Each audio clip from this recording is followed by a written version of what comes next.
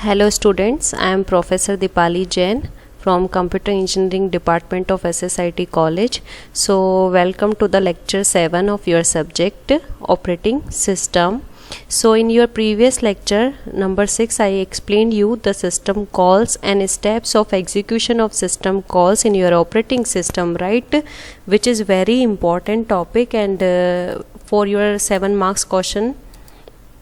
Actually this question asked in GTU for 7 marks, right? So I hope you learn very lean and very clean that topic, right?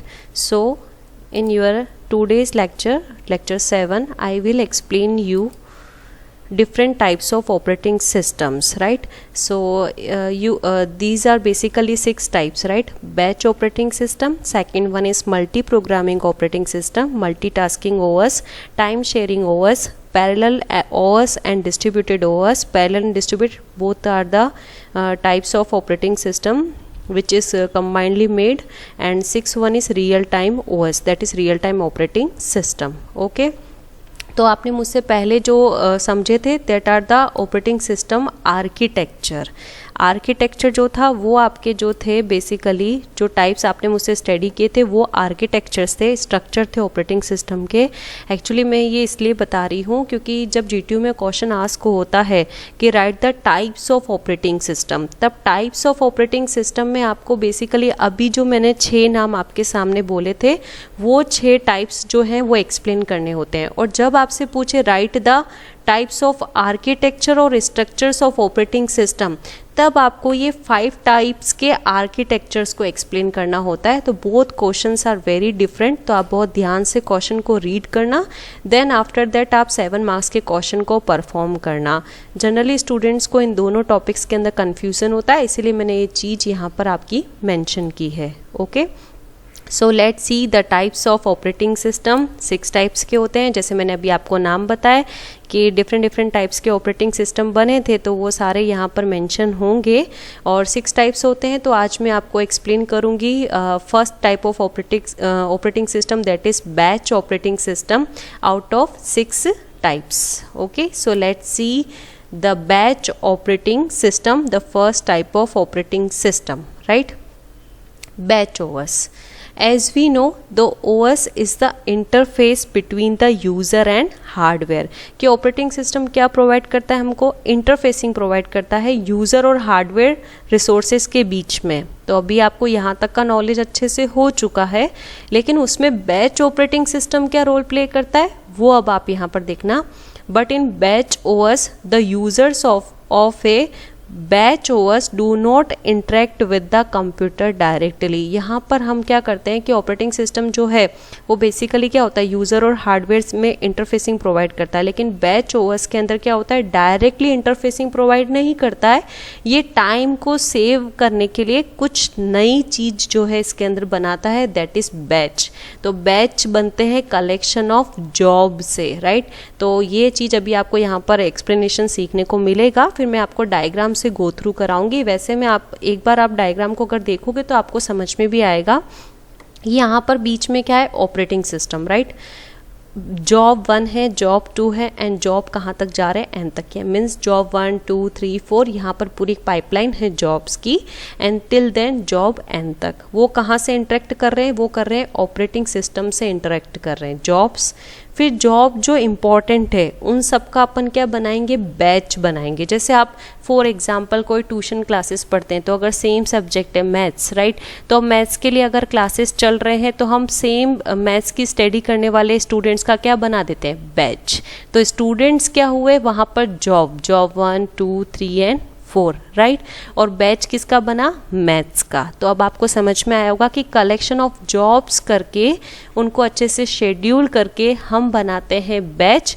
वो batch जो है वो interact करते हैं किससे, आपके CPU से, राइट? तो ये बेसिकली मेन टास्क होता है बैच ऑपरेटिंग सिस्टम का. तो वो यहाँ पर थियोरी में मेंशन है, तो you will see line by line in the theory. So again see job. What is job basically? To do any work in this type of OS, user need to prepare his job. पहले user को क्या बना के prepare करके रखना पड़ेगा, अपना job. Right and create, जैसे आपको वर्ड की फाइल का काम है तो पूरी फाइल को आप अच्छे से बना करके, राइट करके, क्रिएट करके, सेव करके रखोगे। ऑन ऑफलाइन डिवाइस आप बना के अच्छे से प्रिपेयर करोगे, वो आपका बन जाएगा job, such as punch card, and then submit to execute it to computer operator. तो उसके बाद में वो किसको देते हैं? कंप्यूटर ऑपरेटर को देते हैं। नाउ द बैच, यानी कि मीन्स आपको पहले डेफिनेशन किसकी लिखनी है? जॉब की, और जॉब के कलेक्शन से क्या बनता है? बैच बनता है। तो अब आप किसको एक्सप्लेन करोगे एग्जाम के अंदर? बैच को। So now see what is batch. The operator combines jobs, जो ऑपरेटर है उसको आपने क्या करा? अपनी पूरी फाइल बना करके अच्छे से दे दी कंप्यूटर ऑपरेटर को जॉब्स की, राइट। वो क्या करेगा? कंबाइन करेगा जॉब्स को, सारे जॉब्स को कंबाइन करेगा and make a batch. Batch जो है वो उसका एक बनाएगा, पूरे जॉब का कलेक्शन करके क्या बनाएगा? It will make a batch to execute on the CPU. फिर सीपीयू के ऊपर क्या करेगा? एग्जीक्यूट करेगा। Means batch is a kind of entity in which firstly we create some jobs. तो बैच इस ऐसी काइंड की एक एंटिटी होती है, क्योंकि नाम क्या है इसका टॉपिक का? Batch operating system, right. तो आपको बैच बनाने हैं, तो बैच बनाने के लिए firstly we create some jobs, then combine all jobs, आप सारी जॉब्स को कंबाइन करोगे एंड क्रिएट ए बैच, फिर एक क्या बनाओगे? उनका बैच, यानी सेम टाइप्स की जो जॉब्स है उनका एक बैच बन जाएगा, राइट। जैसे मैंने अभी आपको एग्जांपल दिया कि सेम टाइप का सब्जेक्ट था मैथ्स, उसको पढ़ने के लिए स्टूडेंट का बन जाएगा एक बैच। फिर सेम टाइप के स्टूडेंट्स हैं जिनको पढ़ना है जैसे सी लैंग्वेज, तो उनका बन जाएगा एक बैच। तो जो सेम टाइप के जॉब्स है उनका क्या बनाएंगे हम? सेम काइंड ऑफ जॉब्स को टूगेदर मिला के बना देंगे एक batch. Then batch put in the CPU to execute the all jobs, फिर उस बैच को अपन कहाँ पर रखेंगे? सीपीयू के अंदर। वही डायग्राम आपको फिर से यहाँ पर देखने को मिल रहा है कि जॉब से जॉब का कलेक्शन करो, सेम काइंड ऑफ जॉब्स जो है वो इसमें बैच में जाएंगे, इस टाइप के जॉब्स का जो कलेक्शन है वो किस में जाएगा? इस वाले बैच में जाएगा, राइट। फिर ये बैचेस किससे इंटरेक्ट कर रहे हैं? आपके सीपीयू के साथ में इंटरेक्ट कर रहे हैं, ओके। इसलिए वो डायग्राम मैंने फिर से यहाँ पर बनाया है। आपको एग्जाम में किस फॉर्मेट में आंसर को लिखना है मैं फिर से आफ्टर द मतलब लास्ट जो लेक्चर का सेशन होगा, मतलब at the end of the lecture I will explain you कि कौन कौन सी जो जॉब्स है, मतलब इस आंसर को किस वे में आपको फॉर्मेट में लिख करके आना है। क्योंकि ये क्वेश्चन भी जनरली जो है 7 मार्क्स के अंदर आ जाता है जीटीयू के अंदर, इसीलिए you need to prepare this answer also very formally, right. Also operator do one kind of sorting, operator एक और चीज क्या करता है? वो सॉर्टिंग करता है, like it combine same kind of jobs together. Operator एक टास्क और क्या करता है कि जब वो फाइल बनाता है, क्रिएट करता है, तो सेम टाइप्स के जॉब्स को एक साथ इकट्ठा कर लेता है and do sorting in this way to all jobs so that processor speed would be speed up. Means processing क्या हो जाएगी आपकी? फास्ट, क्योंकि आपने सेम काइंड ऑफ जॉब्स को एक साथ इकट्ठा करके कलेक्ट करके क्या बनाया? बैच। तो प्रोसेसर की स्पीड उससे क्या हो जाएगी? Fast. So that processor speed would be speed up, right. Means we can say to speed up processing, कि हम इस वे में इसको समझ सकते हैं कि स्पीड अप करने के लिए प्रोसेसिंग को jobs with similar needs are batch together and run as a group, और एक पूरे ग्रुप के वे में क्या होते हैं? रन होते हैं। The programmers leave their program with the operator and the operator then sort, मतलब प्रोग्रामर क्या करता है?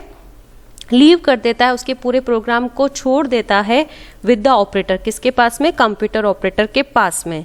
And the operator then sorts, फिर ऑपरेटर उनकी क्या करता है? Sorting the programs with similar requirements into batches, तो उसको किस में कन्वर्ट करता है? जो सिमिलर टाइप के प्रोग्राम्स है उनको into the batches. In this way user can not interact directly with the operating system. तो इस वे में यूजर क्या होता है? जो पहले डायरेक्टली इंटरेक्ट कर रहा था ऑपरेटिंग सिस्टम के साथ में, तो अब प्रोसेसर की स्पीड को बढ़ाने के लिए, टास्क को जल्दी डन करने के लिए जो ऑपरेटिंग सिस्टम बनाए गए थे वो थे बैच ऑपरेटिंग सिस्टम, ओके। तो नेक्स्ट स्लाइड में अपन देखते हैं अब इसका advantages and disadvantages of batch operating system. So let's see the advantages and disadvantages of batch OS. Advantages: batch processing takes much of the work of the operator to the computer. बहुत सारा task जो है computer operator का जो है वो batch जो है वो परफॉर्म करके दे रहे थे, तो ये एक एडवांटेज हो गई। इंक्रीज्ड परफॉर्मेंस, सबसे इंपॉर्टेंट एडवांटेज क्या थी इसकी कि परफॉर्मेंस जो है आपके कंप्यूटर की सीपीयू की वो क्या हो गई, इंक्रीज, स्पीड अप हो गया आपका process. As a new job gets started as soon as the previous job is finished without any manual intervention, कि इस बार आपको बीच बीच में मैनुअली इंटरवेंशन नहीं करना पड़ रहा था, और आपके जैसे एक जॉब खत्म हो जाता था फिर नेक्स्ट जॉब का टास्क जो हो जाता है वो स्टार्ट हो जाता था। तो as a new job gets started as soon as the previous job is finished without any manual intervention, right? Okay, so these are the advantages of batch operating system. Now let's see the disadvantages of batch operating system. First disadvantage is lack interaction between the user and the job. Means user cannot control the job because user submitted his job offline to device. After that he can not track the working of the jobs, क्योंकि आपने देखा कि user क्या करता है, अपनी job को submit कर देता है ऑफलाइन डिवाइस को, राइट? अब ऑफलाइन उसने जॉब को सबमिट कर दिया डिवाइस को, राइट? उसके बाद वो जॉब्स की वर्किंग कैसे चल रही है वो यूज़र उसको ट्रैक नहीं कर पा रहा था, राइट? तो इसीलिए यहाँ पर लिखा है lack of interaction between the user and the job. CPU sits ideal, आपका CPU आइडियल सिचुएशन में यानी कि फ्री सिचुएशन में बैठा रहता था, फ्री और not in use most of during input output operation. तो यहाँ पे CPU आइडियल का मीनिंग क्या होता है वो मैंने यहाँ पर नोट में लिखा है कि CPU आइडियल सिचुएशन में बैठा रहता है। तो मतलब आपका मेन टास्क क्या होता है, जब आप कंप्यूटर के ऊपर वर्क करते हो तो आपकी स्पीड फास्ट हो और आपका CPU कभी भी फ्री नहीं रहे, इस तरीके से टास्क परफॉर्म होने चाहिए, राइट? कि CPU कभी भी आपका आइडियल का मीनिंग होता है, CPU ideal means in free time till then new job come it sits free, that situation is known as ideal. कि जब तक कि न्यू जॉब नहीं आ जाता था तब तक आपका CPU क्या बैठा रहता था, फ्री सिचुएशन में बैठा रहता था, राइट? तो उस सिचुएशन को हम क्या बोलते हैं, आइडियल सिचुएशन। एक्चुअली ये टर्म मैंने इसलिए यहाँ पर अच्छे से क्लियर की है क्योंकि बाद में जब आप मुझसे बहुत सारे अभी जो आगे next types of operating system सीखोगे, इनफैक्ट आप यूनिट 2 यूनिट 3 ये सब टॉपिक्स पढ़ोगे तो so many times you will see the term that is CPU do not sits ideal, कि आपका CPU कभी भी फ्री नहीं रहे। यही हमारा मेन मोटो रहता है ऑपरेटिंग सिस्टम के अंदर कि ऑपरेटिंग सिस्टम क्या करता है, ऐसी फंक्शनलिटी प्रोवाइड करे कि आपका CPU फ्री ही ना रहे, आपके इनपुट आउटपुट के ऑपरेशन अच्छे से चले। अगर आप एक तरफ से कीबोर्ड से टाइप कर रहे हो तो दूसरी तरफ से पेज का क्या निकल जाना चाहिए, प्रिंट भी निकल जाना चाहिए अगर रिक्वायरमेंट है तो, राइट? बाकी पहले क्या होता था, जैसे कीबोर्ड का टास्क चल रहा है तो प्रिंटर अपना टास्क परफॉर्म नहीं कर पाता था। ओके तो CPU आपका कभी भी आइडियल और फ्री सिचुएशन में नहीं रहे, यही अपनी मेन जो है ऑपरेटिंग सिस्टम की रिक्वायरमेंट होती है। Difficult to provide priority to the job, अब पहले कौन सा जॉब टास्क परफॉर्म करना है कौन सा नहीं करना है तो वो प्रायोरिटी यहाँ पर गिवन करना डिफ़िकल्ट था। After submission of job it's difficult to change the job priority, अगर आपने जैसे क्योंकि आप ऑफलाइन सबमिट कर रहे हो ऑपरेटर को अपनी जो जॉब्स है उसका कलेक्शन, राइट? अब सबमिट करने के बाद में आपको पता चलता है कि मैंने पहले जो कलेक्शन दिया था उससे तो मेरा ये कलेक्शन 2 जो मैंने जॉब 2 बनाया उसकी प्रायोरिटी ज़्यादा है, राइट? तो वो प्रायोरिटी जो है वो देना बहुत क्या था, डिफ़िकल्ट था। एक बार जो सबमिट हो गया पहले उसका टास्क डन होगा, आफ्टर दैट अगर वो नेक्स्ट जो है वो हायर प्रायोरिटी का है, लेकिन पहले वाले का जब तक जॉब डन नहीं होता आप नेक्स्ट वाला जॉब डन स्टार्ट नहीं कर सकते हो। Due to lack of protection scheme, one batch job can affect the pending jobs, right? तो यहाँ पे प्रोटेक्शन की स्कीम का लैक था, लैक ऑफ प्रोटेक्शन स्कीम, सो जो फर्स्ट बैच था वो दूसरे पेंडिंग जॉब्स के ऊपर अफेक्ट करता था। ए job could enter in A infinite loop, कि कितनी बार क्या होता है कि जॉब के जो टास्क हैं उसको कोई रिसोर्स नहीं मिलता है तो वो इनफाइनाइट लूप के अंदर एंटर हो जाता है। तो ये एक इसकी डिसएडवांटेज थी। Difficult to debug the program, bug means error and debug means to remove errors, right? तो किसी भी प्रोग्राम की एरर्स को रिमूव करना क्या था, इसमें डिफ़िकल्ट था। ओके तो आई होप आपको ये टॉपिक अच्छे से समझ में आया हो। बैच ऑपरेटिंग सिस्टम टोटल आपके 6 टाइप्स हैं ऑपरेटिंग सिस्टम्स के, different types of operating system 6 types है, उसमें से मैंने 1 आपको एक्सप्लेन किया है out of 6 batch operating system. तो आपको जीटीयू में इसका जब आंसर लिखना है तो आपको बैच ओएस क्या होता है पहले उसको एक्सप्लेन करना है, उसके बाद you need to make this diagram, आपको डायग्राम को अच्छे से बनाना है क्योंकि बैच जो है वो कलेक्शन ऑफ जॉब से बनता है, इसलिए पहले आपको क्या एक्सप्लेन करना है जॉब की डेफिनेशन और जॉब के बारे में। फिर नेक्स्ट आपको क्या एक्सप्लेन करना है व्हाट इज बैच, तो आप बैच एक्सप्लेन करोगे अच्छे से। बैच की पूरी थियोरी एक्सप्लेन करने के बाद में you need to write the advantages and disadvantages of batch operating system. Okay, तो आपको बस एक चीज़ माइंड में रिमेंबर रखनी है कि आर्किटेक्चर ऑफ ऑपरेटिंग सिस्टम जो है वो आपने 5 टाइप्स मुझसे पढ़े थे, तो आर्किटेक्चर और structure is a different question and types of operating system is a different question. तो दोनों 7 मार्क्स के क्वेश्चन होते, तो आप दोनों क्वेश्चन को एकदम मैच करके एक जैसा समझ के मत लिखना, you need to read the question very clearly. Okay, so thank you students. In your next lecture, in lecture 8, you will see the next type of operating system, time sharing operating system. Okay, thank you so much.